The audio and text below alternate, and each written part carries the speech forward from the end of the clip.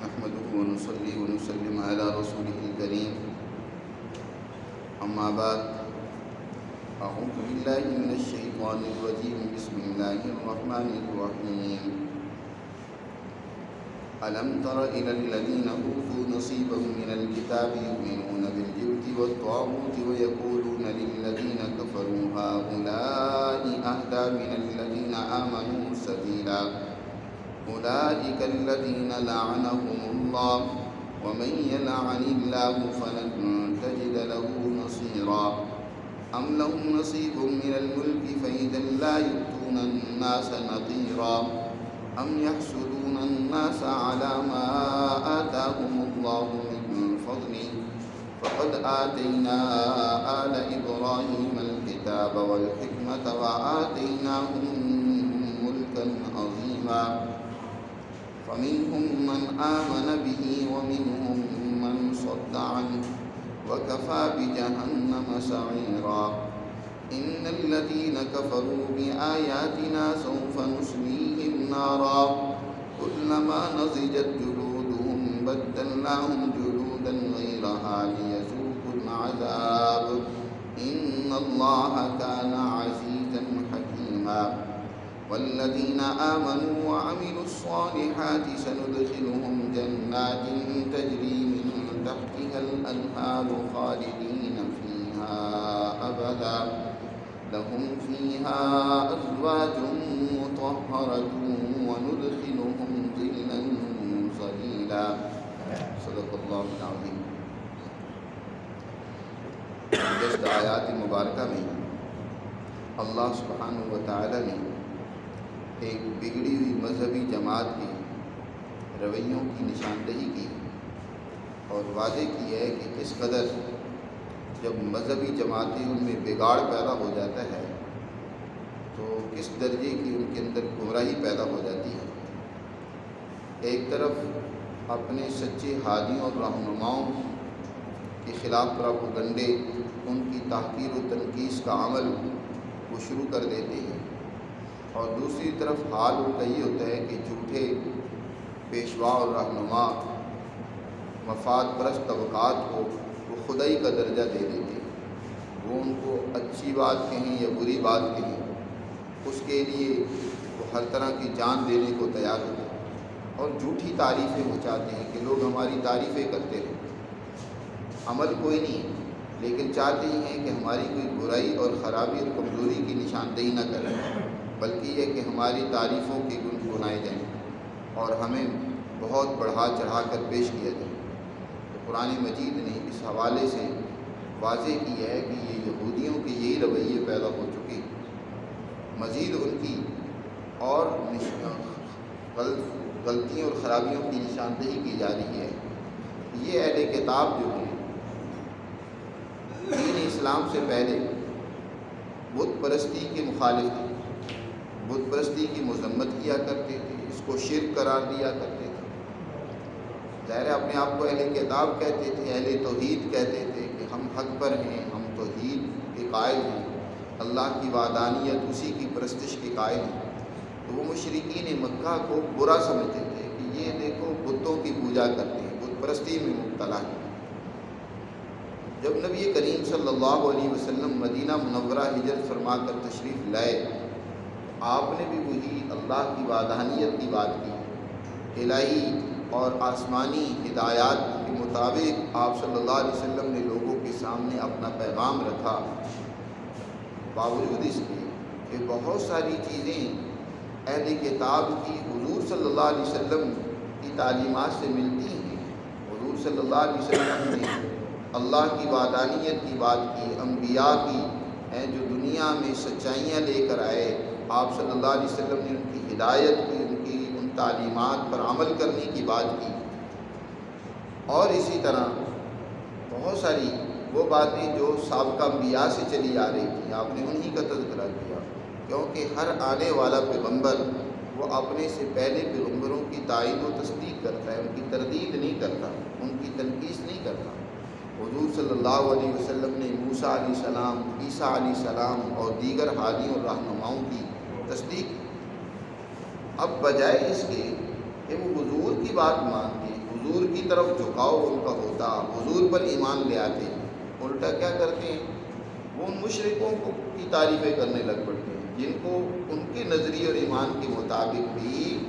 وہ درست راستے پر نہیں ہیں، لیکن اب کہتے ہیں کہ یہ تو ان مسلمانوں سے زیادہ بہتر ہے۔ مفاد پرستی کا یہ عالم ہے، جب لوگوں کے اندر گمراہی پیدا ہو جاتی ہے، خرابی پیدا ہو جاتی ہے، تو اپنی ان مفادات کو حاصل کرنے کے لیے غلط لوگوں کی بھی تعریف کرنے لگ پڑتے ہیں۔ آج بھی آپ معاشرے میں دیکھیں کہ افراد دیکھ لیں، جماعتیں دیکھ لیں، جب مفاد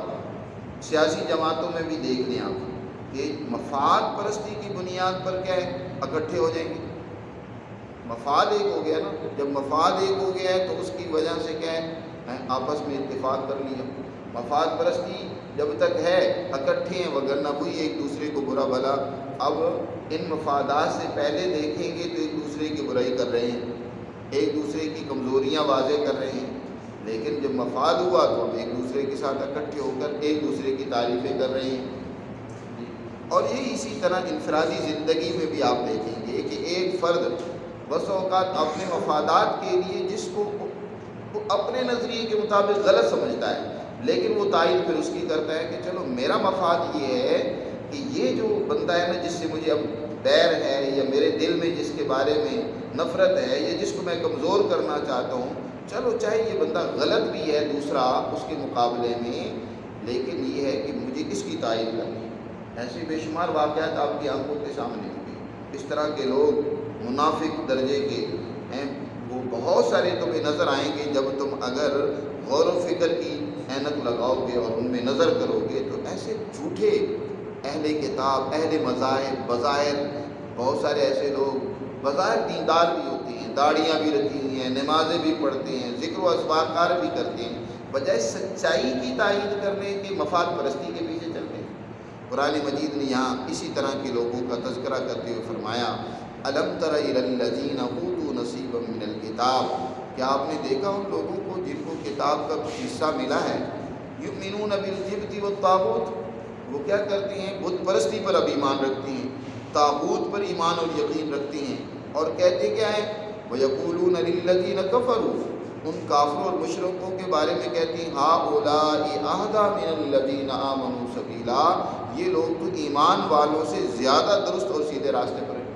پہلے ان کی مخالفت کرتے تھے، اب کیا کہتے ہیں کہ یہ جو مشرک ہیں،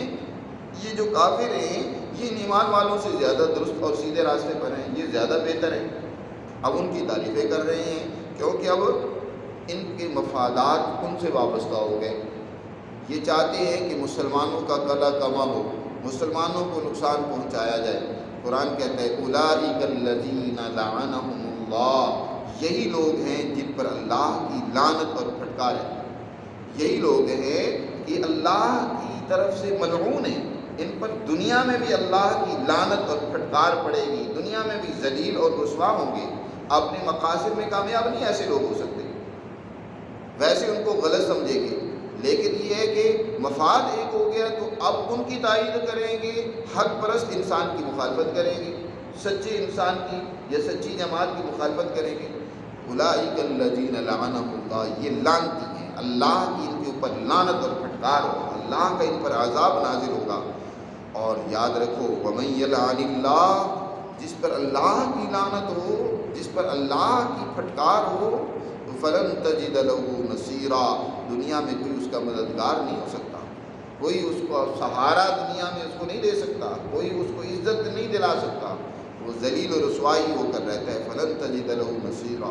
یہ اسی طرح یہ بنو نذیر، بنو وائل یہ یہودیوں کے قبیلے ہیں، باوجود اس کے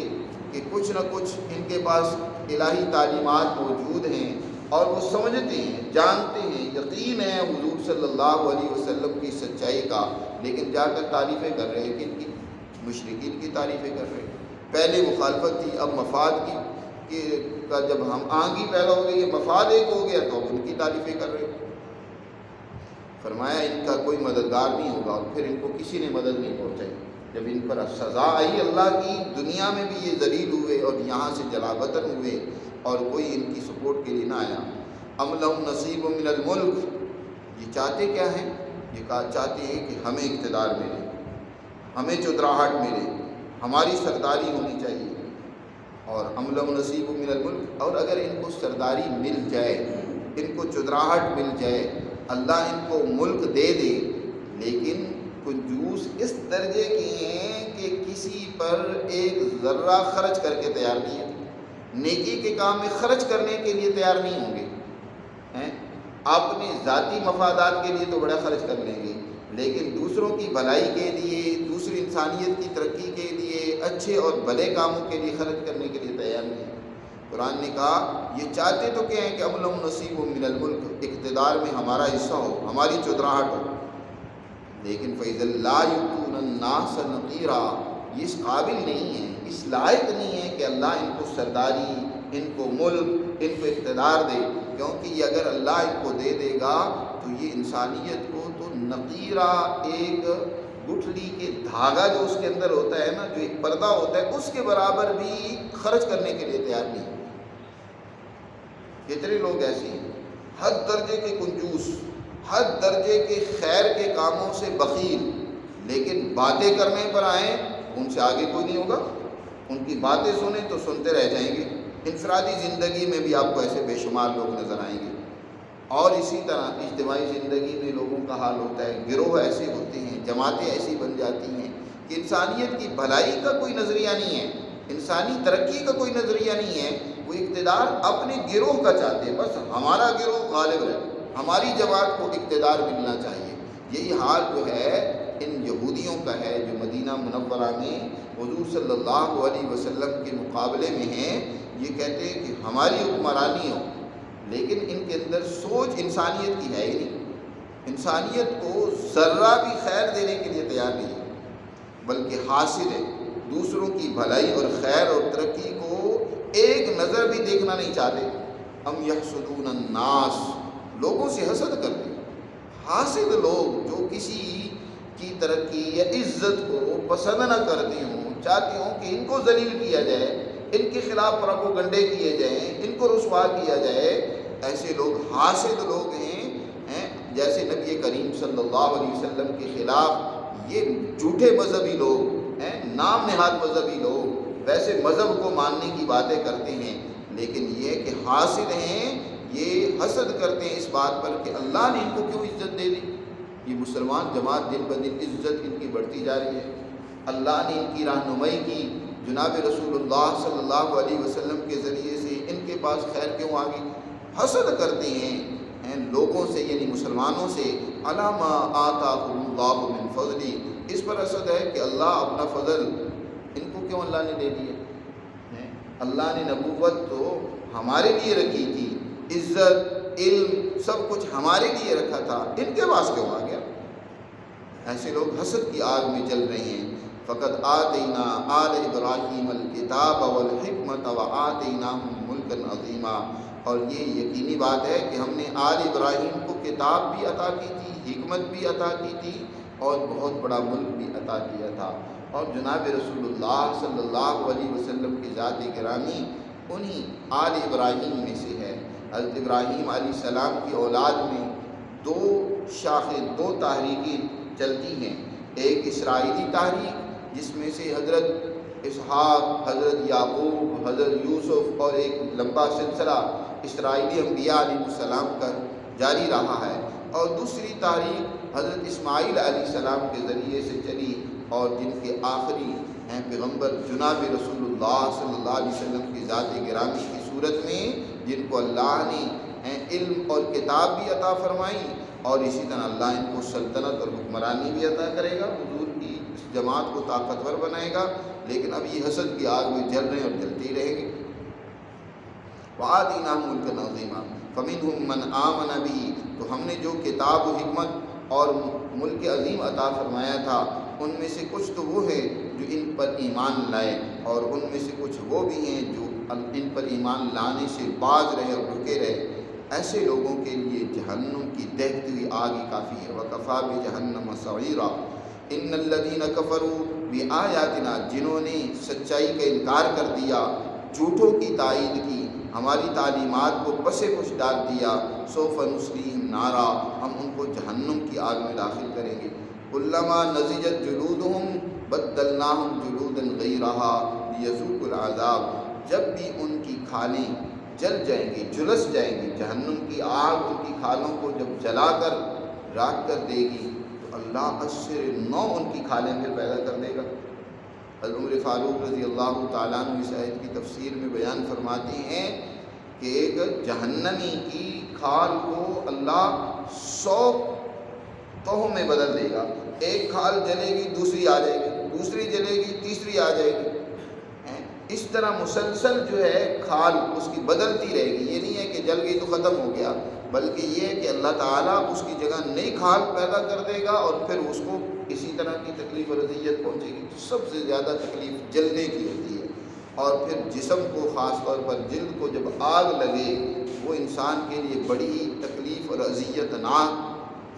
صورت ہوتی ہے۔ تو قرآن نے یہاں اسی کا ذکر کیا کہ ان بے ایمانوں اور انکار کرنے والوں کی سزا یہ ہوگی کہ جہنم کے اندر ان کی جلدوں کو اللہ جلائے گا۔ جب بھی جل جائے گی ایک جلد تو دوسری نئی اس کی جگہ پیدا ہو جائے گی، لیذوقوا العذاب، تاکہ اس طریقے سے وہ اللہ کے عذاب کا مزہ چکھتے رہیں۔ ان اللہ کان عزیزا حکیما، بے شک اللہ انتہائی غالب و حکمت اور دانائی کا مالک ہے۔ والذین آمنوا، ان کے مقابلے میں جو لوگ سچے ہیں، اللہ کی تعلیمات کو مانتے ہیں، ان کا عمل اور کردار بھی بڑا اچھا ہے، ایسے لوگوں کو ہم ایسے باغوں میں داخل کریں گے، سندخلہم جنات تجری من تحتها الانہار، جن کے اندر نہری نظام اور سسٹم بہترین طریقے سے جاری اور ساری ہوگا،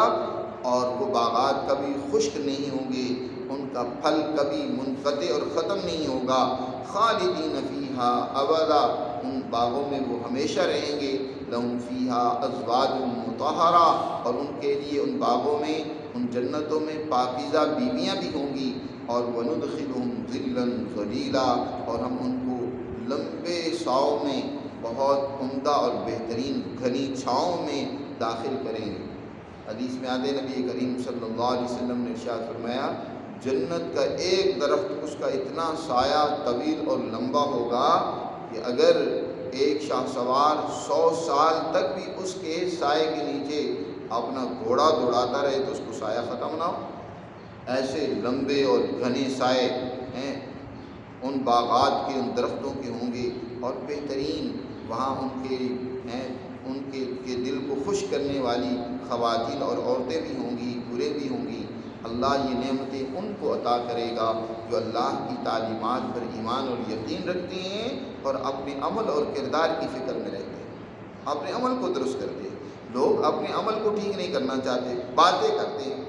تو باتیں کرنے والے ہیں جو مفاد پرستی کے لیے غلط لوگوں کی بھی تائید کرنے والے ہوتے ہیں اپنے مفادات کے لیے، ایسے لوگوں کے لیے تو جہنم ہے، ایسے لوگوں کے لیے لعنت اور پھٹکار ہے۔ وہ دنیا میں بھی ذلیل و رسوا ہوتے ہیں، اور آخرت میں بھی ان کے لیے اللہ نے جہنم کی صورت میں سزا تیار کر رکھی ہے۔ اللہ ہمیں سمجھ نصیب فرمائے، سچا مخلص مومن بنائے، مفاد پرست جھوٹے لوگوں سے اللہ ہمیں محفوظ رکھے۔ وما علینا